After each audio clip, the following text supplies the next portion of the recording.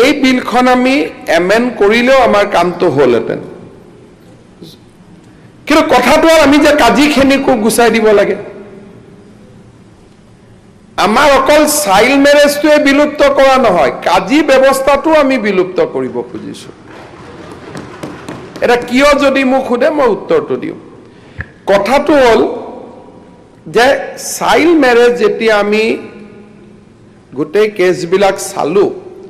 তেতিয়া আমি দেখিলো যে কাজি সকলে চাইল্ড মেৰেজ ৰেজিষ্টাৰ কৰে আৰু তেওঁলোকে আজি আপোনালোকে যিমান ভাল কৰি কৈছে তেওঁলোকে উল্টাই হাই কোৰ্টত গৈ কলে যে আমাৰটো চাইল্ড মেৰেজ ৰেজিষ্টাৰ কৰাৰ অধিকাৰ আছে তাৰমানে ইন প্ৰিন্সিপল তেওঁলোক they are not against child marriage তেওঁলোকে যদি হাই কোৰ্টত গৈ আজি আপুনি কোৱা কথাখিনিয়ে কলেহেঁতেন তে বেলেগ কথা আছিল তেওঁলোক হাই কোৰ্টত গৈ কলে পাৱাৰ আছে গতিকে আমাক চাইল্ড মেৰেজ ৰেজিষ্টাৰ কৰিব দিব লাগে বা পুলিচে আমাক একশন ল'ব নালাগে আমাক বেইল দিব লাগে তেতিয়া হাই কোৰ্টে বেইল দিলে যে under the Muslim registration act কাজিৰ চাইল্ড মেৰেজ ৰেজিষ্টাৰ কৰা যেহেতু পাৱাৰ আছে তেওঁলোকে এইটো ৰেজিষ্টাৰ কৰিছে এইটোক আমি কোনো ভুল ধৰিব নালাগে যেতিয়ালৈকে সদনে এখন সলনি নকৰে তাৰমানে তেওঁলোকৰ মনটো কি তেওঁলোকৰ মনটো হ'ল যে তেওঁলোক বিশ্বাসযোগ্য ব্যক্তি নহয় ইনষ্টিটিউচনটো কাৰণ এইটো এটা প্ৰাইভেট ইনষ্টিটিউট কাজী সকলে আকৌ কি কৰে আইনত লিখাই নাই সাব কাজী এপইণ্ট কৰি দিয়ে আজি আপোনালোকে চাব যি কাজী ব্যৱস্থাত সাব কেজি তেওঁলোকে কৰিব নোৱাৰে তেওঁলোকে সাব কাজীও এপইণ্ট কৰি দিয়ে গাঁৱে ভূঞে আনঅথৰাইজ মানুহে মুছলিম মেৰেজ ৰেজিষ্টাৰ কৰে এতিয়া হল কি আপোনালোকে চাব যে তালাকটো গভৰ্ণমেণ্টে সুপ্ৰিম কোৰ্ট আৰু পাৰ্লিমেণ্টে ইলিগেল বুলি ক'লে এটা তালাকৰ ওপৰত বহুত কেছ আহিব কোৰ্টত মেইনটেনেন্স বিচাৰিব কিবা বিচাৰিব কাজী সকলে বহুত ক্ষেত্ৰত আইনটো পালন নকৰাকৈ ৰাতি ৰাতি তালাক কৰি দিয়ে বহুত উদাহৰণ আছে আফটাৰ সুপ্ৰিম কোৰ্ট আৰু লোকসভাত আইন পাছ হৈ গ'ল সবে আদৰণি জনালে যে তালাক should be through a system আৰু তালাক হলেও মেইনটেনেন্স পাব লাগিব এটা তালাকৰ ওপৰত নতুন আইন আহিলে গতিকে এই গোটেই আগত 1935 পৰিবেশতকৈ এতিয়া পৰিবেশটো যথেষ্ট পৰিৱৰ্তন হৈ গ'ল যে বিয়াৰ বুলি কলো যে তাৰ দুইজন ল'ৰা পঢ়া নাই বাৰ্থ সাৰ্টিফিকেট নাই এটা বয়সটো হৈছে নে নাই মেডিকেল ৰিপৰ্ট লাগিব স্পৰ্টছত যেনেকৈ আমি মেডিকেল ৰিপৰ্ট লওঁ বন চালে বাই এক্সামিনিং বন আমি গম পাওঁ যে তাৰ একজেক্ট এজ কিমান দাঁত চালে ডক্টৰে পৰীক্ষা কৰিলে মাহ পৰ্যন্ত কৈ দিব পাৰে যে এই মানুহজনৰ বয়স ইমান এতিয়া কাজী এজন ব্যক্তিগত মানুহে এই কামবোৰ কৰিব জানো গতিকে চাইল্ড মেৰেজটো যদি সঁচাকৈ আপোনালোকে কমাব খুজিছে আপোনালোকে সদনত কৈছে যেতিয়া ময়ো ভাবিছো যে হয় যে আমি চাইল্ড মেৰেজৰ বিৰোধী যদি চাইল্ড মেৰেজৰ বিৰোধী সৰকাৰৰ অফিচাৰ এজনে যদি বিয়াটো ৰেজিষ্ট্ৰেশ্যন কৰে তাত এমএলএৰ কথাও চলিব বিধানসভাত প্ৰশ্ন আনিব পাৰিব কাৰণ হি সাব ৰেজিষ্টাৰ বিধানসভাৰ প্ৰতি দায়বদ্ধ হ'ব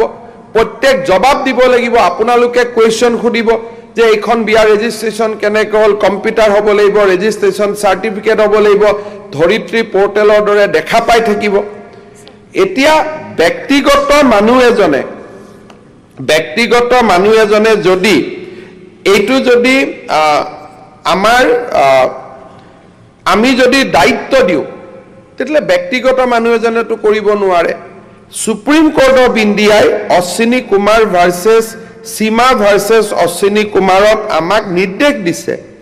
supreme court in it judgement has directed the state government and the central government that marriages of all person who are citizens of India belonging to various religions should be made compulsory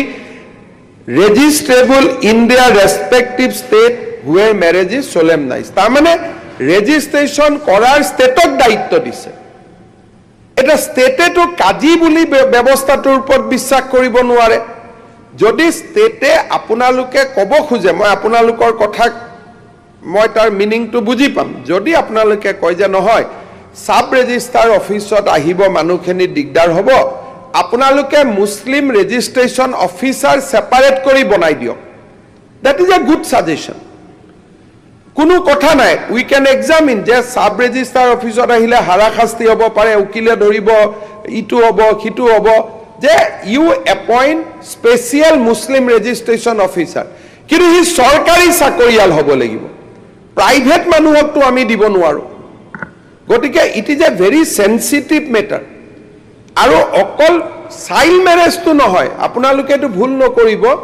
child marriage is one arm কিন্তু মুছলিম registration and ডাইভোৰ্স তালাকৰ লগত মুছলিম মহিলাৰ সম্পত্তি অধিকাৰ বহুত কথা জড়িত থাকে এটা বিয়াৰ সময়ত এটা এমাউন্ট এটা কৈ দিয়া হয় এতিয়া যদি ৰেজিষ্ট্ৰেশ্যন হয় এমাউন্টটো ৰেজিষ্ট্ৰেশ্যন দলিনত আহিব এতিয়াটো মুখত থাকে যেটো এমাউন্ট কোৱা হয় যে তালাক দিলে এই এমাউন্টটো আমি ছোৱালীজনীক দিম এতিয়া আন্ডাৰ দা ৰেজিষ্টাৰ্ড হলে হি লিখা পঢ়া হ'ব এতিয়া আগত হলে কাজিয়ে নিজৰ পেজটোকে বদলাই দিব পাৰে তাৰটো কোনো গ্যাৰান্টি নাই যদি কাজিয়ে মুছলিম বিয়া ৰেজিষ্টাৰ কৰিব পাৰে তেনে মাটিবাৰী ৰেজিষ্টাৰ কৰিবৰ কাৰণেও আমি কাবাক ভেট মানুহক দায়িত্ব দি দিব পাৰো দুইটাটো একেই কথা হেকানে কাজি সকল মুটাটো আহিছিল 35ৰ পৰা তেওঁলোকে আজিলৈকে চলালে এতিয়া নতুন ব্যৱস্থা এটা সময় দিয়াৰ সময় আহি পৰিছে যেটো কনকাৰেন্ট লিষ্টৰ কথা কৈছে গভৰ্ণৰ তাত বিল যাব গভৰ্ণৰে যদি ভাবে যে assent of president is required প্ৰেসিডেন্টলৈকে যাব যদি গভৰ্ণৰে ভাবে কিন্তু কনকাৰেন্ট লিষ্টত কাজিৰ ব্যৱস্থাটো আমাৰ স্বাধীন ভাৰতত সেইখন আইন কম্পালসৰি আইন হয়নে নহয় হেতু ৰাজ্যপাল মহোদয়ে চাব তেওঁৰ এটো অধিকাৰ ক্ষেত্ৰ তেওঁ যদি ভাবে যে কোনোবা এখন ষ্টেট এক্ট এমেন্ডমেন্ট কৰোতে কোনোবা সেন্ট্ৰেল এক্টৰ লগত কনফ্লিক্ট হৈছে then he will withhold the assent and he will send it to the president of India and president of India jodi assent die central actor logot conflict holeo amar bidhan sabhar ain khon survive koribo aru etu koi state amendment to the central legislation gotike ei khetrot moi bhabu je এটা ভুল ধাৰণা যাব নালাগে যে we are amending the Sharia Act no we are only repealing the Muslim Registration Act কাৰণ Supreme Court 2006 চনত ভাৰ্ডিক্ট দিয়াৰ পিছত 1935 ৰ একখন অলৰেডি অবসলেট হৈ গৈছে আমাৰ গুৱাহাটী হাই কোৰ্টেও যেতিয়া জাজমেন্টখিনি দিছিলে তেওঁলোকেও এটো বিবেচনা কৰা নাছিলে যে সুপ্ৰিম কোৰ্টে অলৰেডি ষ্টেটক অৰ্ডাৰ দি থৈ দিছে যে এটো আমি এমেন্ড কৰিবই লাগিব কম্পালসৰি ৰেজিষ্ট্ৰেচন কৰিবই লাগিব আৰু যদি আমি কম্পালসৰি ৰেজিষ্ট্ৰেচন কৰিবই লাগে তেতিয়ালে why will do it with a private people কাজি সকলটো প্ৰাইভেট ব্যক্তি সাব ৰেজিষ্টাৰে কৰিলে এছেম্বলিত কোৱেশ্চন আহিব ডকুমেন্ট পোৰ্টেলত আহিব সাব পাৰিব নিয়ম হ'ব এটোটো মুছলিম মানুহৰ কাৰণে ভালহে হ'ব গতিকে কাজি এটা কথা মোৰ আছে এতিয়া যেটো কাজি ৰেজিষ্ট্ৰেচন হয় এটো ৰেজিষ্ট্ৰেচন ফি না লাগে ইয়াতো ফিজ নোহোৱা কৰি দিম এটো আপুনি এটো দেখিব আমাৰ যেটো মোহৰা না হয় এতিয়া 4 লাখ 5 লাখ হয় ৰেজিষ্ট্ৰেচন যে ভ্যালু 5 লাখ হয় তে মানুহৰ মৰি এটো ক্ষেত্ৰত মই আপোনাৰ লগত একমত যে মুছলিম ম্যাৰেজ ৰেজিষ্ট্ৰেচন কৰোতে আমি সিম্বলিক 1 টকা লম থ্যাংক ইউ এইটো হল ভাল কাৰণ আমি পইচা ইনকাম কৰাৰ কাৰণে এটো কৰা নাই জাস্টিসৰ কাৰণে আনিছো গতিকে মোহৰ ৰেজিষ্টাৰ কৰোতে যদি 5 লাখ হয় 5 লাখৰ ওপৰত যদি ৰেজিষ্ট্ৰেচন ফিজ লব যায় এটোটো উল্টা হৈ যাব হে কাৰণে মই আপোনালোকক এসুৰেন্স দিলো যে Muslim marriage will be registered as a symbolic fees of ₹1 1 টকা কাজিয়েটো 1 টকাত কৰি নিদিয়ে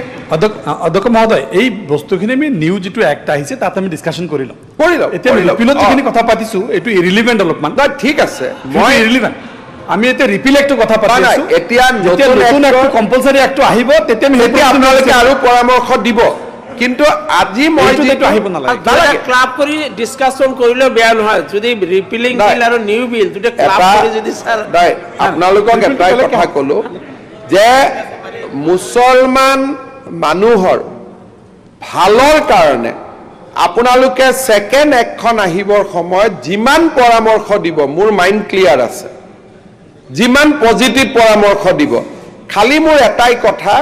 যে যেটো আমিনুল ইসলাম ডাঙৰীয়াই কৈছে যে এমেন কৰিলেও হৈ গলহেতেন আমাৰ মতলবটো হৈছে কাজিক বিদায় দিয়া গতিকে এমেন কৰিলে আমাৰ কামটো নহয় কথাটো বুজি পালেতো সেইকাৰণে আমি এমেন্ডমেন্ট ৰাস্তাত যোৱা নাই ৰিপিল কৰিছো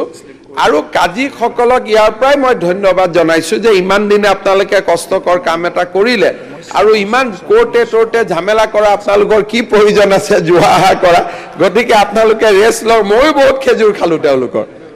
আতৰো দিলে তো সব ঠিক আছে কিন্তু অন্য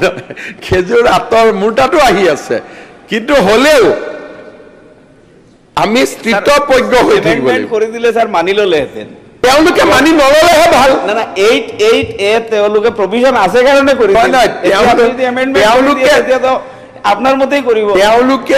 নাই শুন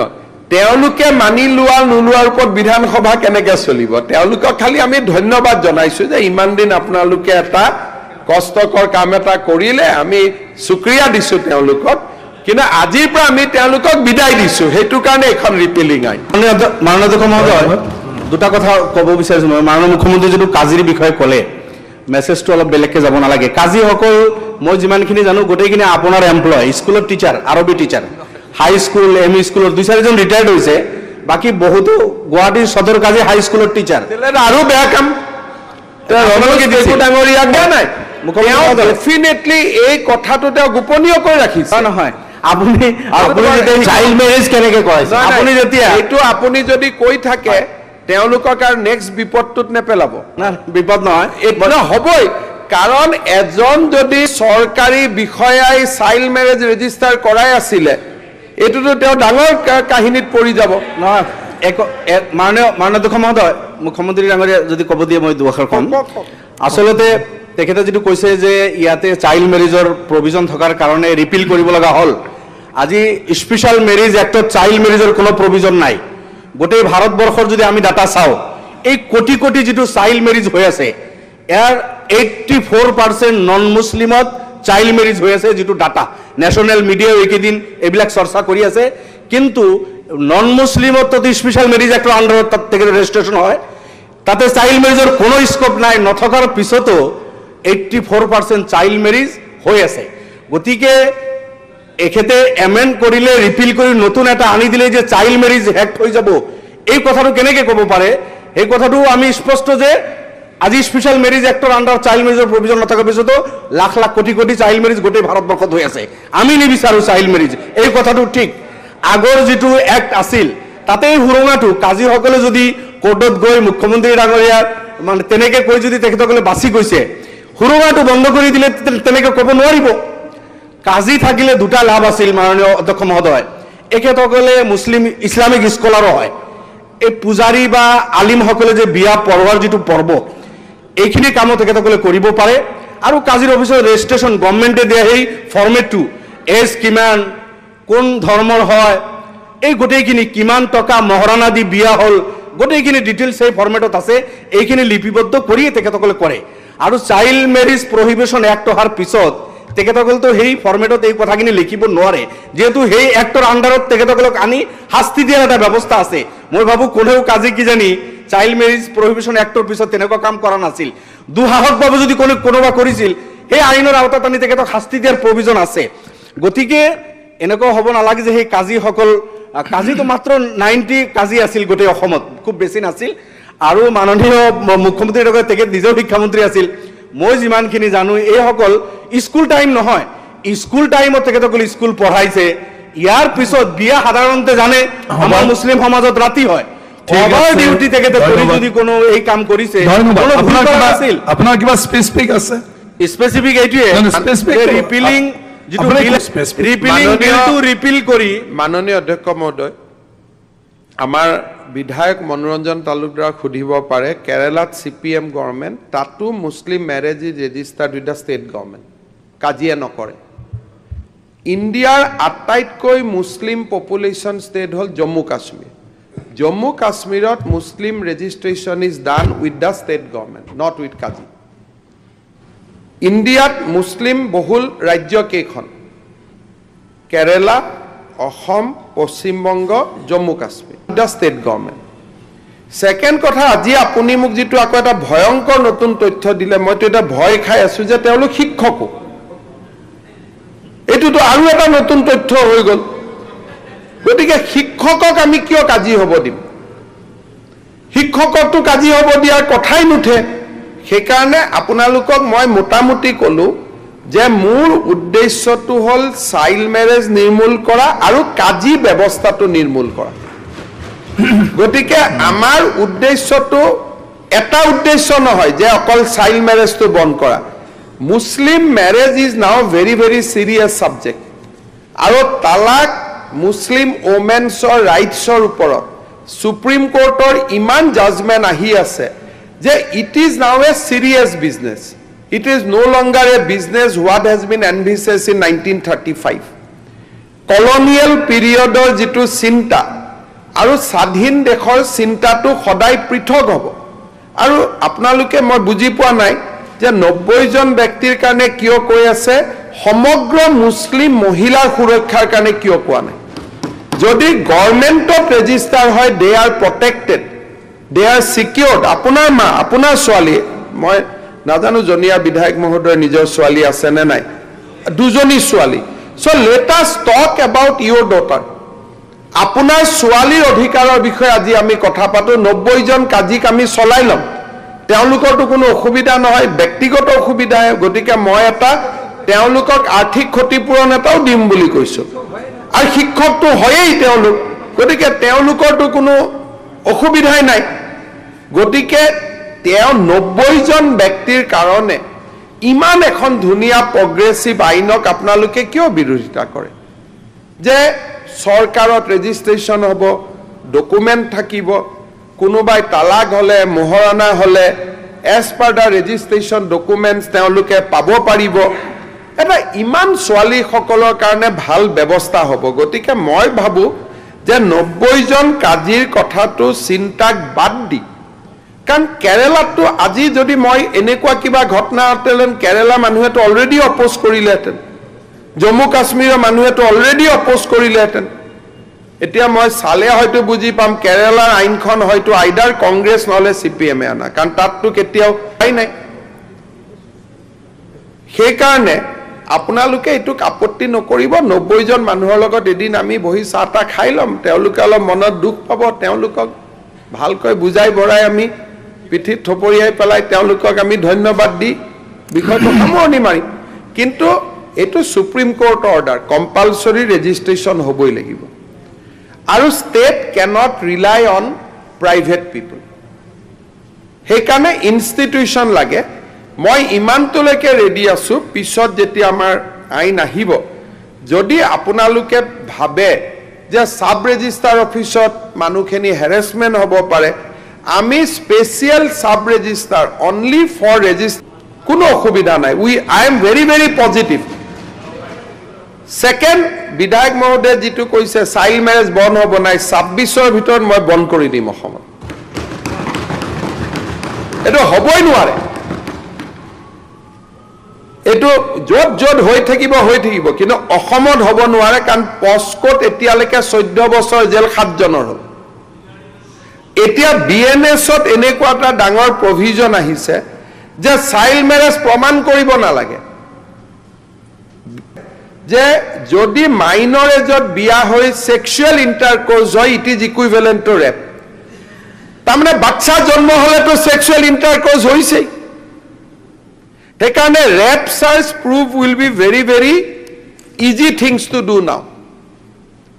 নিজৰ ঘৈণীয়েকৰ লগতো এটো আপোনালোকে বুজি পালে ভাল হ'ব পিছত মিটিংত ক'ব পাৰিব 18 বছৰৰ আগত মই ভুলত বিয়া কৰালো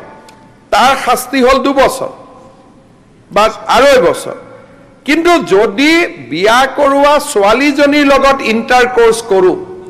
তেতিয়ালে it is amounting two rap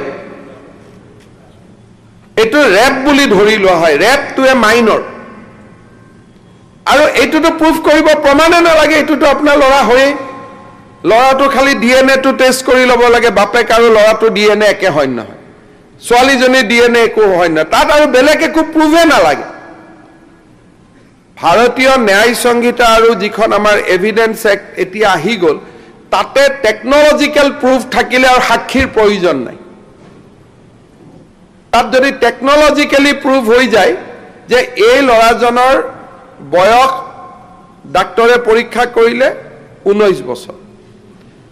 ছোৱালীজনীৰ বয়স 18 বছৰ তেওঁলোকৰ এটা বাচ্চা আছে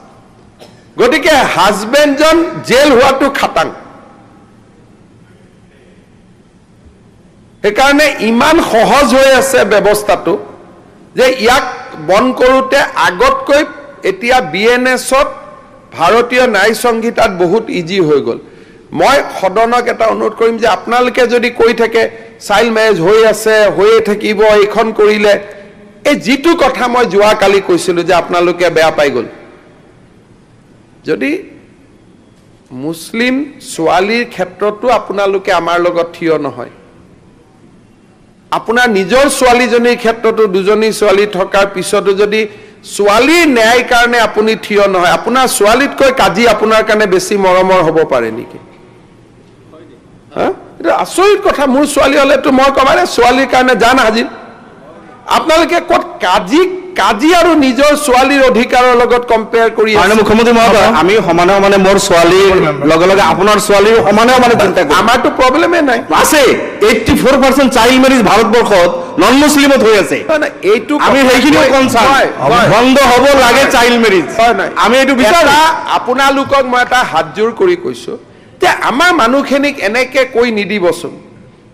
যোৱা কালিও কৈ আছে যে পলিগেমি আপোনালোকৰ বেছি এই হাউচত নখুদক কাৰোবাৰ সমষ্টি হিন্দু মানুহৰ পলিগেমি আছে নেকি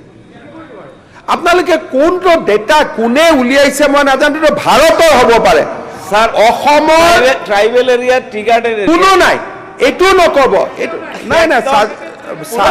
মই সাজু ডাঙৰীয়া tribal area tea garden area বুলি নকব আপোনালোকৰ মিয়া এলেকা চবকে বেছি হৈ আছে টি গাৰ্ডেনৰ কথা কিয় কৈছে মিয়া এলেকা বেছি হৈ আছে প্লিজ আপোনাৰ ঘৰত চাওক আপোনালোকৰ ঘৰত টি গাৰ্ডেনৰ কথা কিয় কব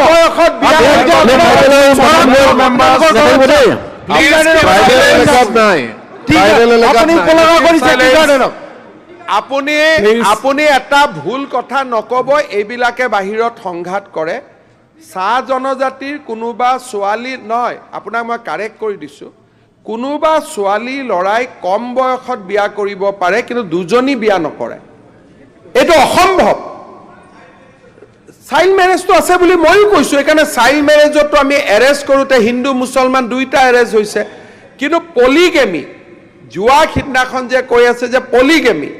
polygamy is not prevalent in Assam among the non-Muslim. আপোনালোকে ভাৰতৰ ডাটা এটা কৈ আছে অসমৰ ডাটা কোৱা নাই ভাৰতৰ বিভিন্ন জিলাত আদিবাসী মানুহৰ মাজত কোনোবা জায়গাত থাকিব পাৰে কিন্তু অসমৰ বড়ো মিছিঙৰ মাজতো পলিগেমি দেখা নাযায় ভুৱন পেগু ৰনুজ পেগু খুদিব নহলে তো পলিগেমি আইনৰ বিৰুদ্ধে তেওঁলোকে আহি অভিযোগ দিলেহেঁতেন যিমান কেইখন পলিগেমি আইনৰ বিৰুদ্ধে অভিযোগ আমি পাইছো সেই গুটেই কেইখন অভিযোগ মুছলমান ইছলাম ধৰ্মাৱলম্বী লোকৰ পৰাহে পাইছো সিদিনাখন এজন মৌলানা আহিছিল মই নাম নকওঁ দুবাইত থাকে তেখেত মোক লগ কৰিব আহিছিল আহি তেওঁ মোৰ আগত কৈছে যে আমাক অলপ পলিগেমিটো এলাউ কৰি দিয়ক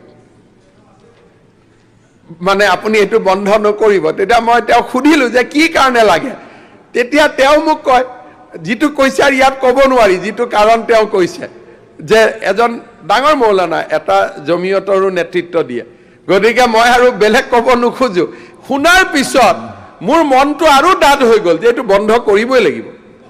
কাৰণ it is amounting to exploitation of female আৰু ফিমেল মানে মোৰ ছোৱালী আপোনালোকক মই এইটো কথা ক'ব খুজিছো যে আমাৰ চাহ বাগিচা অঞ্চলত জনজাতি অঞ্চলতো চাইল্ড মেৰেজ আছে নোহোৱা নহয়, কিন্তু পলিগেমি নাই, 2-3জন বিয়া কৰোৱাটো নাই, সেইকাৰণে ভুল তথ্য যাব নালাগে। যিটো আছে আছে, সেইটোৰ কাৰণে আমি তাতো কথা পাতি আছো। Child marriage is not against Muslim. আমি যে কৈ আছো যে চাইল্ড মেৰেজ বন্ধৰ অভিযান, আপোনালোকে গাত পাতি ল'বই নালাগে। এৰেষ্ট কৰা লিষ্টত যদি চাই, তাত দেখিব হিন্দুও আছে, মুছলমানো আছে, কিন্তু ডাটাই আমাক কয় যে সাউথ সালমা আৰু ধুবুৰী ডিষ্ট্ৰিক্টত, মই ধৰ্মলৈকে যোৱা নাই, সাউথ সালমা আৰু ধুবুৰী ডিষ্ট্ৰিক্টত চাইল্ড মেৰেজ আটাইতকৈ বেছি। এতিয়া এইটো হ'ল ডেটা, সেইকাৰণে মই আপোনালোকক অনুৰোধ কৰিম, ট্ৰাইবেল, ট্ৰি গাৰ্ডেন এইটো বস্তু কৈ পেলাই আৰু বাহিৰত এখন নল'ব, তেতিয়া আপোনালোকৰ ওপৰত গৈ মই কালি কেছ দিব লাগিব। পৰহি কালি মোৰ ওপৰত কেছ দিছে নহয়, গৈ মই কেছ দিব লাগিব যে এওঁলোকে কৰি আছে, কাৰণ ৰেকৰ্ডটোতো হাউচৰ ৰেকৰ্ডটোতো টেপ হৈ থাকে। আপোনালোকেহে টি গাৰ্ডেন আৰু ট্ৰাইবেলক এতিয়া খং উঠাই লৈ আছে, মইতো উঠোৱা নাই। গতিকে এইবিলাক কাম নকৰিব। কাজিখিনিৰ কাৰণে আপোনালোকে ইমান টেনশ্যন নল'ব, এইখিনি মই হেণ্ডেল কৰি ল'ম কিবা কিবি। Thank you. আজিৰ কাৰণে আমি কোৱা নাই, ৰিপ্লাই দিলে হয় গ'ল। দুই চাৰিটা অলপ কনফিউজন হৈছে আৰু ইমান কি ৰিপ্লাই লাগে আৰু চব কথাই কৈ দিলে, কভাৰ কৰিলে। এটা কথা মাননীয় মুখ্যমন্ত্ৰী ডাঙৰীয়া কৈছে, যদি ষ্টেট লেজিসলেশন এটা সেন্ট্ৰাল লেজিসলেশনৰ লগত যদি কন্ট্ৰাডিক্ট হয়, needs a approval from the president. মাননীয় অধ্যক্ষ মহোদয়, কথাটো আপুনি যিটো আইনৰ কথা কৈছে মই আপোনাক শুধৰাই দিছো। কন্ট্ৰাডিক্ট হয় নে নহয় এইটো গভৰ্ণৰে চাব। যেতিয়া আমি বিলখন এছেণ্টৰ কাৰণে পঠাম, হাউচে নাচায়, হাউচে আইনখন পাছ কৰিব, আগতীয়াকৈ অনুমোদন নহয়,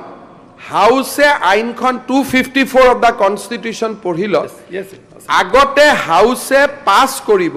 ৰাজ্যপালে বিবেচনা কৰিব যে এই আইনখনে কিবা আইনৰ লগত কন্ট্ৰাডিক্ট কৰে নেকি। যদি তেওঁ ভাবে কন্ট্ৰাডিক্ট কৰে, তেওঁ ৰাষ্ট্ৰপতিলৈকে পঠাব। মোৰ কোৱেশ্চনটো সেইখিনিয়ে অধ্যক্ষ মহোদয়, এইটো গভৰ্ণৰৰ পাৱাৰটো আমি কেনেকে ল'ম? যিটো সংবিধানে, আৰে আমিতো ৰাজ্যপাল, আমাক ৰাষ্ট্ৰপতিয়ে পাতা নাই নহয়, যিটো পাৱাৰ সংবিধানে ৰাজ্যপালক দিছে সেই পাৱাৰটো বিধানসভাই ল'ব নোৱাৰে নহয়। যিটো পাৱাৰ ৰাজ্যপালৰহে এইটো পাৱাৰ, যে বিল কন্ট্ৰাডিক্ট কৰে নেকি। This is absolutely in the domain of the governor. হয়, মানে এই ৰিপিল বিলটো 2020 বিলটোৱে আৰ্টিকেল 254 কন্ট্ৰাডিক্ট হয় নে নহয়, আৰ্টিকেল 254 এমান হৈছে ন, এইটো গভৰ্ণৰে চাব, কিন্তু উইদাউট দ্য গভৰ্ণৰ চোৱাৰ আগতে আমি নতুন আইন কেনেকৈ আনিম? আৰে এই বিলটো জাষ্টিফাইবল নট, তেতিয়া গভৰ্ণৰে এছেম্বলি দিব। ইয়াত আপোনালোকে যিটো কথা আলোচনা কৰি আছে, গভৰ্ণৰে আলোচনা কৰি আছে। আমি ৰিপিল বিলখন গভৰ্ণৰক দিম, গভৰ্ণৰে যদি ভাবে যে এই ৰিপিলখনৰ লগত কিবা চেন্ট্ৰেল আইনৰ সমস্যা আছে, তেওঁ ৰাষ্ট্ৰপতিক পঠাব। যেতিয়ালৈকে সেইখন ঘূৰি নাহে, নতুন বিলখনকো তেওঁ এছেন নিদিব। এই গোটেই কামটো বিধানসভাৰ নহয়, বিধানসভাই আইন প্ৰণয়ন কৰে। আইনখন কাৰোবাৰ লগত কন্ট্ৰাডিকশ্যন কৰে নেকি, সেই চোৱাৰ দায়িত্বটো হ'ল ৰাজ্যপালৰ। আৰু মই জানাত এই আইনখনে কাৰো লগত কন্ট্ৰাডিক্ট নকৰে। This is a independent act of Assam legislation. এইখন আপোনালোকে চাওক, এই আইনখন হ'ল Assam Muslim marriage and divorce registration act 1935। এখন পাৰ্লিয়ামেণ্ট নহয়। ইয়েছ অধ্যক্ষ মহোদয়, এই কথাটো যিটো Muslim marriage and divorce registration act 1935, এই 1935 there is a provision of কাজি। Number 1,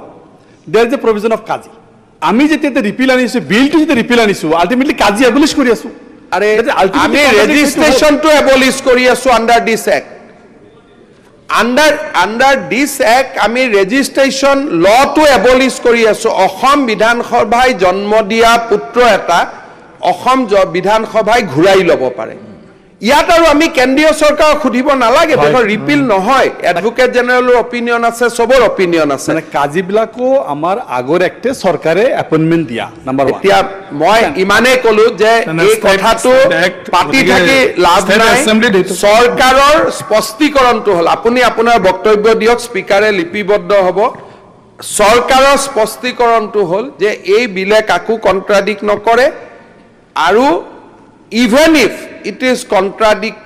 any central law, it is the duty of the governor of Assam to look at it, not the duty of Assam Assembly. ইয়াতকৈ না মই দুটা কথা বেছি কম না ইয়াতকৈ মই কম মই বিলখন পাৰিত কৰাৰ বাবে অধ্যক্ষ মহোদয় আমি এই কেইটা পইণ্ট দেখিছোঁ যে এইটো আৰ্টিকেল 254 ইণ্ডিয়ান কনষ্টিটিউশ্যন ভায়োলেশ্যন কৰে বা এইটো মেটাৰ আছে যেহেতু ষ্টেট লিষ্ট চেণ্ট্ৰেল লিষ্টৰ কথা আছে ইয়াত কনকাৰেণ্ট লিষ্টত আছে আৰ্টিকেল 246 এই বস্তুটো স্পেচিয়েলি চাব লাগে ইয়াৰ পিছত আমি আৰ্টিকেল 254 লগত 1880 মেটাৰটো অলপ জাষ্টিফাই কৰি গভৰ্ণৰৰ যিটো কনচেণ্টৰ মেটাৰ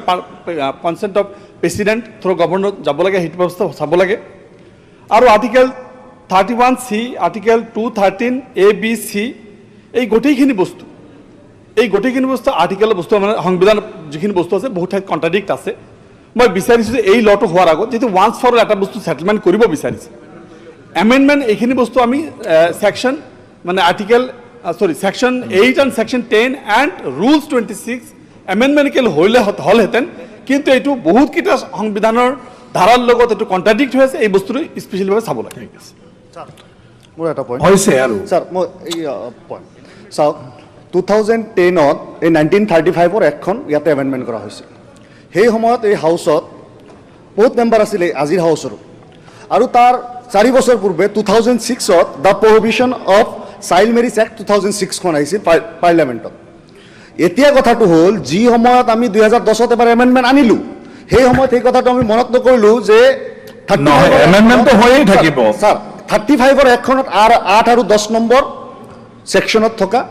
সেই চাইল্ড মেৰিজৰ কথাটো আমি মনত নকৰিলোঁ এতিয়া পাৰ্লিয়ামেণ্টে এটা আইন পাছ কৰিছিল আৰু আমাৰ ইয়াত এটা বেলেগ আইন আছে দুটা আইনে কনফ্লিকশ্যনৰ সৃষ্টি কৰিছে অলৰেডি মুখ্যমন্ত্ৰীয়ে ক্লিয়াৰিফিকেশ্যন দিলে মই অলৰেডি ৰিপ্লাই হয় পাৰ্চনেল ল আৰু nobody is here to reply মোৰ already reply personal law and মই এতিয়া সদনৰ প্ৰস্তাৱটো বদলাবৰ বাবে ৰাখিম ৰিপ্লাই হৈ গ'ল প্ৰশ্নটো হ'ল যে দ্য আছাম ৰিপিলিং বিল 2024 বিধেয়কখন বিবেচনাৰ বাবে লোৱা হওক যিসকল সপক্ষে আছে কক হয় যিসকল বিপক্ষে আছে কক নহয় মই ভাবোঁ হয়ৰ সপক্ষে প্ৰস্তাৱটো গৃহীত কৰা হ'ল এতিয়া সদনত বিধেয়কখন দফাই বিবেচনাৰ বাবে ৰখা হ'ল 2 নং দফাত মাননীয় সদস্য শ্ৰী ভৰত চন্দ্ৰ নৰ আৰু তেখেতৰ সহযোগীত আৰু হাফিজ বছিৰ আহমেদ ডাঙৰীয়া তেখেতৰ সহযোগীত মানে সংশোধন আছে উঠাই ল'ব অলৰেডি যেহেতু মুখ্যমন্ত্ৰী ডাঙৰীয়াই কথাখিনি ক'লে আৰু মূল বিল আজি ডিছকাশ্যনত আহিব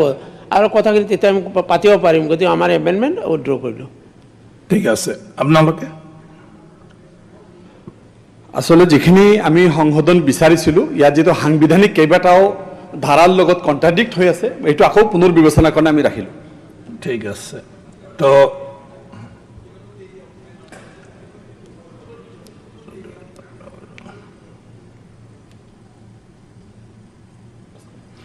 মাননীয় সদস্য শ্ৰী হাফিজ বছিৰ আহমেদৰ লগতে সহযোগীসকলৰ